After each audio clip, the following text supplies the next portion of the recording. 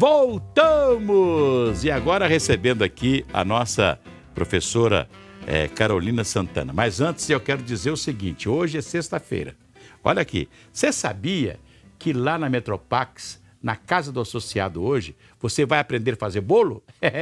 Dê uma chegadinha lá, ali na Avenida Contorno, esquina com Grão-Pará, do lado do hospital, do nosso hospital militar. Você chega lá, pode se inscrever a partir do 0800 726 0140. Vai ser a partir das 14 horas. Você vai estar lá conosco. Vai ser bom demais na Metropax. A Metropax cuida de você nos momentos mais difíceis, mas também te dá alegria para você que é associado. Vamos te esperar lá, tá legal? Pois é. Carolina Santana, bom dia. Bom dia. Prazer estar aqui com você nesse dia prazer. fantástico, nessa sexta-feira, que é dia da beleza. E recebemos a Carolina, que é uma moça muito bonita. Obrigada, bom bom dia, dia, obrigada, bom dia, Patrícia, Carol. Cirantão, queridos, obrigada por estar aqui. Pois é, Patrícia, a gente vai falar um pouco desse negócio que quando eu era menino, né, primeira vez que eu fui aprender na escola, a gente falava língua pátria, a língua da pátria da gente. Está muito vilipendiada nos últimos tempos, não está? Está, Tá judiada? Muito. Não é? A língua portuguesa está apanhando, assim, diariamente. E a língua pátria, um dos grandes reforçadores da cultura é a língua falada.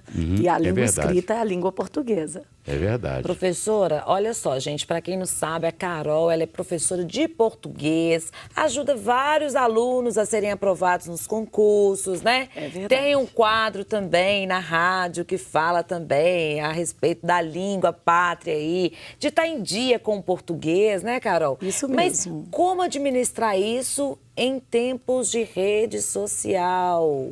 As redes sociais, né? Que as pessoas abreviam. Como é que é isso? Abreviam, às vezes nem escrevem, né? Coloca aquele tanto de pontuação, um monte de desenhozinhos. Pois é, falar bem é muito importante, inclusive, ou talvez, Paty, principalmente por causa das redes sociais. Porque as pessoas vão abreviando ali e esquecem que você precisa separar com quem está falando, quais os objetivos ali do seu discurso, e isso apresenta, né, as pessoas são apresentadas pelo modo como falam e o modo como escrevem. Nas redes sociais, pela escrita, abreviam tudo e às vezes um empregador vai consultar e vê ali muitos erros de português. Então, a escrita, não é verdade? Na hora de consultar as redes, porque hoje todo empregador... Com certeza, o povo escreve tudo errado. Né? Aí eles escrevem errado e isso gera uma péssima impressão. Uma pessoa foi fazer um concurso público e acertou tudo. Só que tem que, na maneira de escrever, escreveu tudo errado.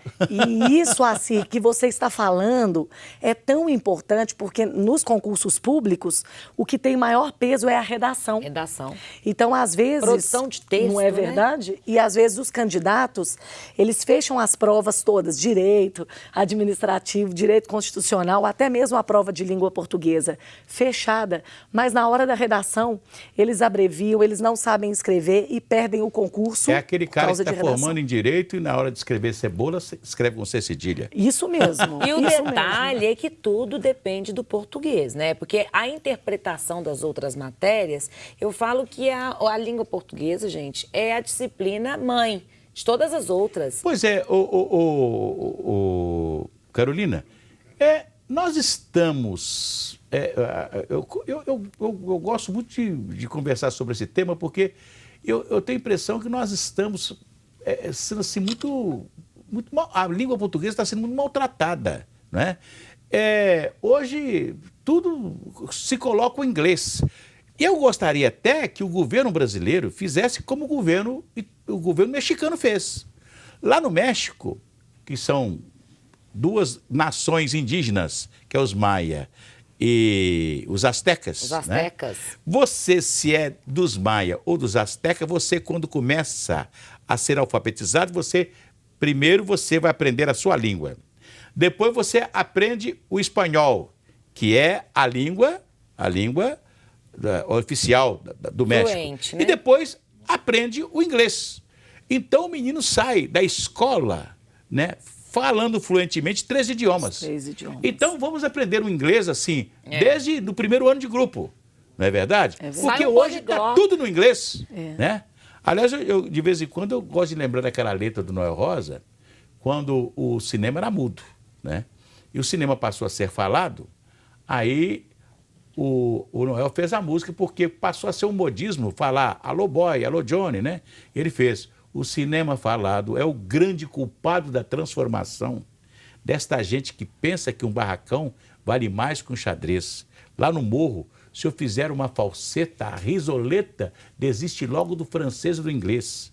A gíria que o nosso morro criou, mais tarde a cidade passou a usar, né? Usou, né? E o malandro deixou de sambar na gafieira dançando foxtrot, né? Que poesia, hein? Grande É isso Noel aí. Rosa. Essa gente que hoje em dia, né, tem a mania de exibição, quer dizer, de falar a língua colocando as palavras em outro idioma, não entende que o samba não tem tradução no idioma francês, né, ou no idioma inglês. Tudo aquilo que o malandro pronuncia com voz macia é brasileiro, já passou de português, né? E amor lá no morro é amor para chuchu. As rimas do samba não são I love you. E esse negócio de alô, alô boy, alô Johnny, só pode ser conversa de telefone. Ai, mas não é lindo? Que nosso poesia, Noel, né? E Noel. por falar em poesia, hoje em dia tá tão difícil, né?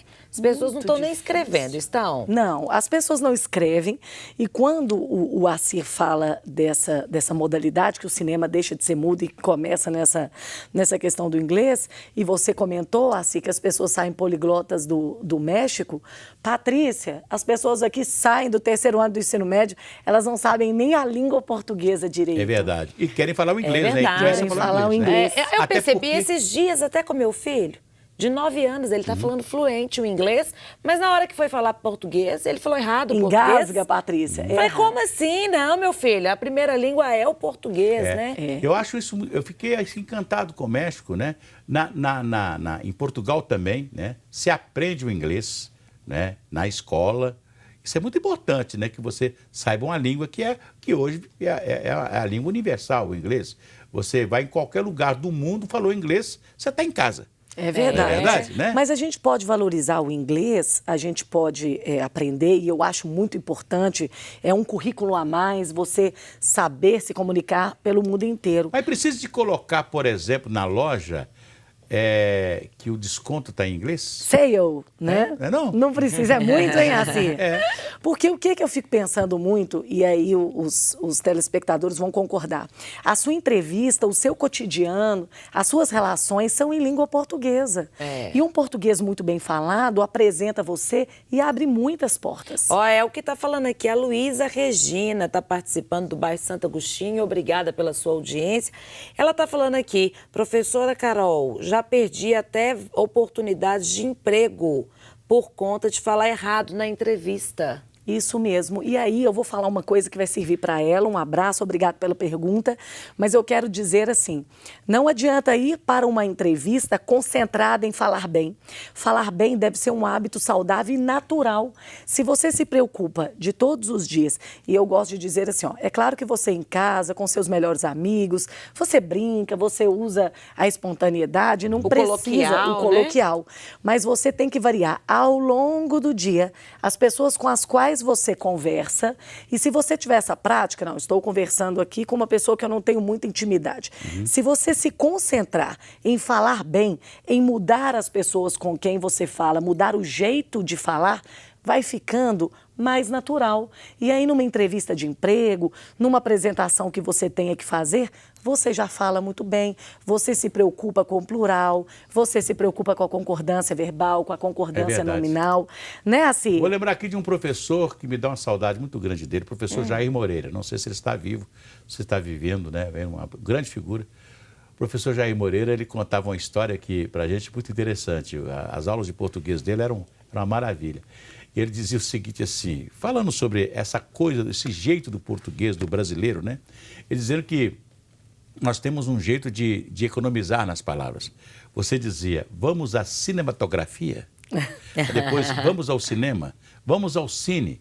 Você era vossa Mercedes, né?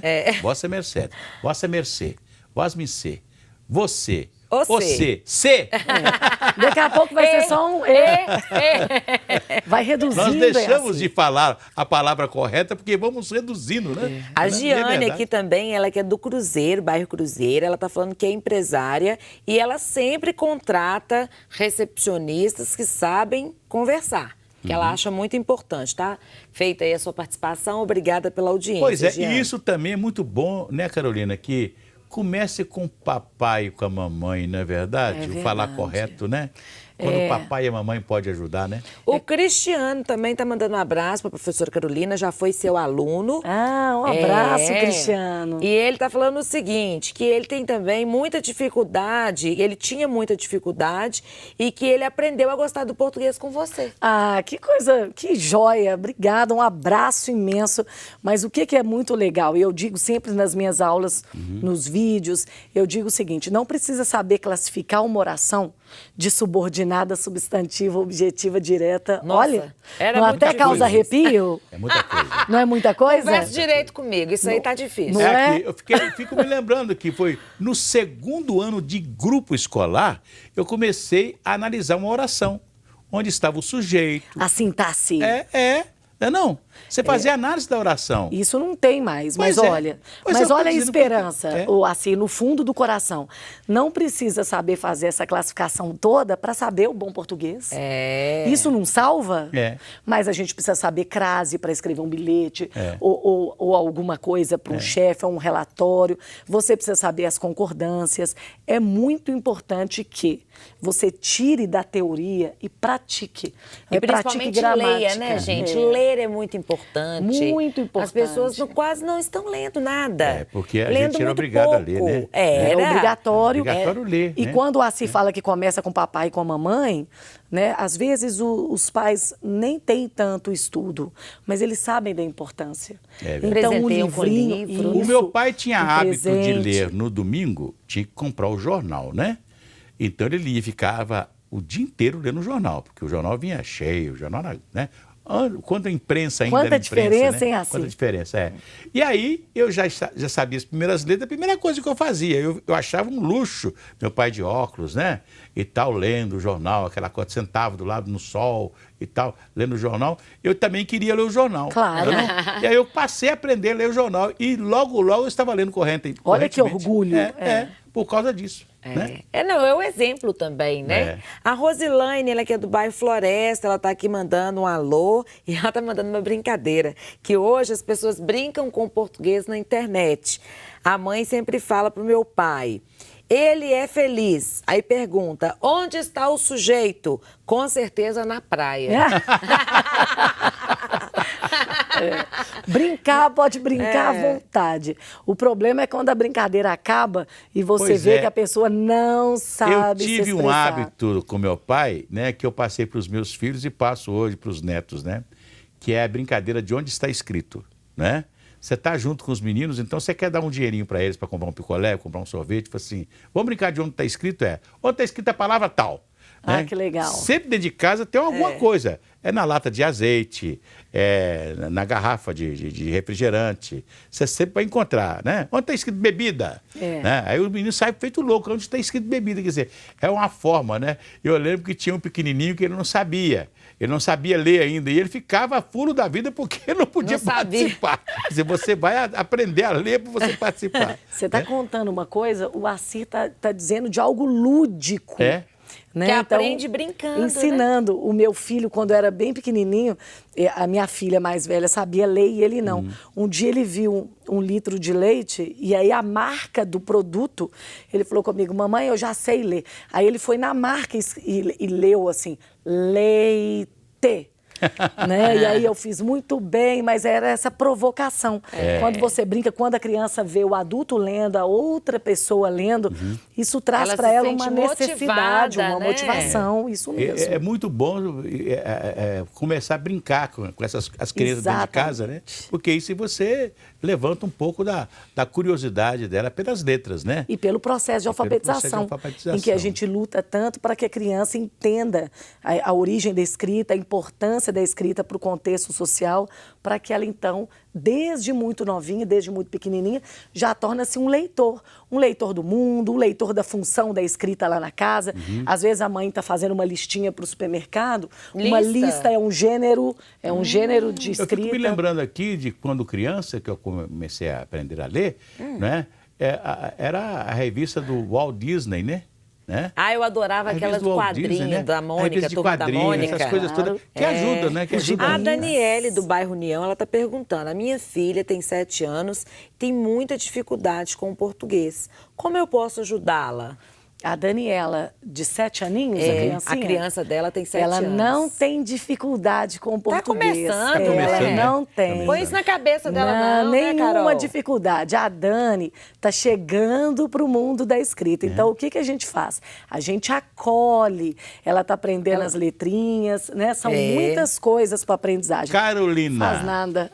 Foi um prazer recebê-la aqui. O nosso tempo venceu. Não é o dia inteiro, mas não, assim. Sempre. Você vai voltar aqui agora, nós vamos selecionar as perguntas para que você já possa chegar aqui e responder as perguntas dos nossos telespectadores, que eu sei que são curiosos desse problema. Muito obrigado. Obrigada. Obrigada. Um ótimo Gratidão e alegria. Bom final de semana para todo mundo e até segunda.